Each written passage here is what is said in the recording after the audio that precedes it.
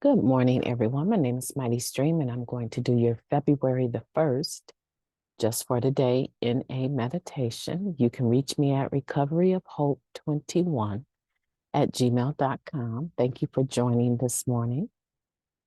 Let's go ahead and get into the meditation. I will be hosting the international meeting that I post down below at 5 a.m. Eastern Standard Time. If you want to join me for 1 hour, that would be amazing. Okay, February 1st, we felt different. Only after surrender are we able to overcome the alienation of addiction. And the title of that is Hardships. And it's taken from the basic text, page 22. But you don't understand, we spluttered, trying to cover up. I'm different. I really got it rough. We use these lines over and over in our active addiction, either trying to escape the consequences of our actions or avoid following the rules that apply to everyone else. We may have tried them at our first meeting. Perhaps we've even caught ourselves whining them recently. So many of us feel different or unique. As addicts, we can use almost anything to alienate ourselves. But there's no excuse for missing out on recovery. Nothing that can make us ineligible for the program. Not a life-threatening illness, not poverty, not anything. There are thousands of addicts who have found recovery despite the real hardships they've faced. Through working the program, their spiritual awareness has grown in spite of, or perhaps in response to, those hardships. Our individual circumstances and differences are irrelevant when it comes to recovery. By letting go of our uniqueness and surrendering to this simple way of life, we're bound to find that we feel a part of something.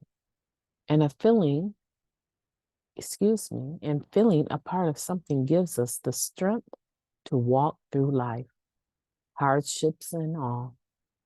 Just for today, I will let go of my uniqueness and embrace the principles of recovery I have in common with so many others.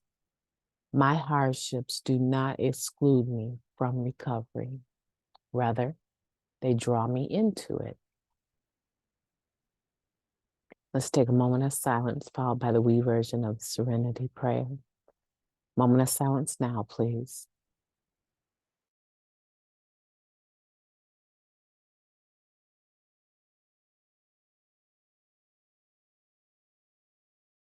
God, grant us the serenity to accept the things we cannot change, the courage to change the things that we can, and the wisdom to know the difference. Just for today, please and thank you. Hardships make you harder. However, by the time you find Narcotics Anonymous, they've made you so hard and so antisocial that you begin to wonder, how in the world can you recover? I heard one addict say, I'm damaged goods. And they were suicidal. So it wasn't like I could just, get over yourself, right? It wasn't like I could just walk away and say, just get over yourself. Everyone has, you know, difficulties. Everyone has been damaged. I couldn't pull that we're all in this together card, right? I could not do that because they were really at the edge, at the brink of taking their lives because of their hardships. And they realized that they're using the hardships they passed through as a direct result of the using, or the using they chose to do as a result of the hardships, that it had changed them to a point where they were not relating well to society or anyone, even the people they claimed to love. And they wanted to leave this life.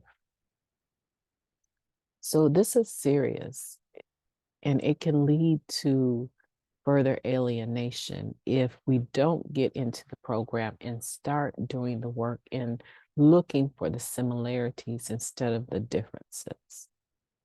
And it's very difficult to do. Most people, when they come to the program, we have a chip on our shoulders. We don't want to be there. We can't even really fully admit that we're addicts. So saying something like, oh, I'm a recovering addict sounds really slick and good, or I'm a grateful recovering addict. All that sounds really good.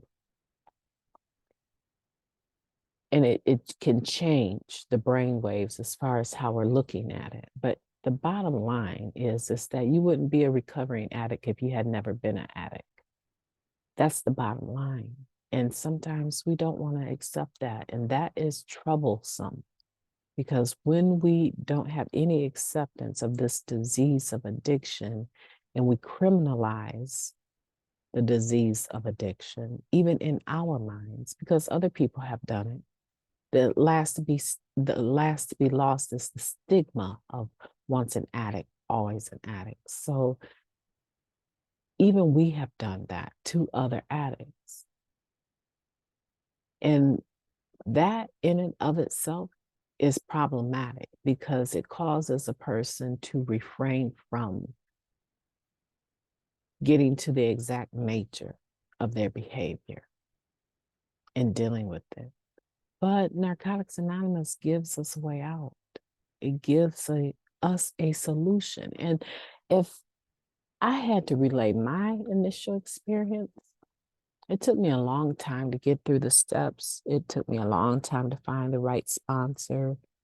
And I really, really, really struggled with the word addict.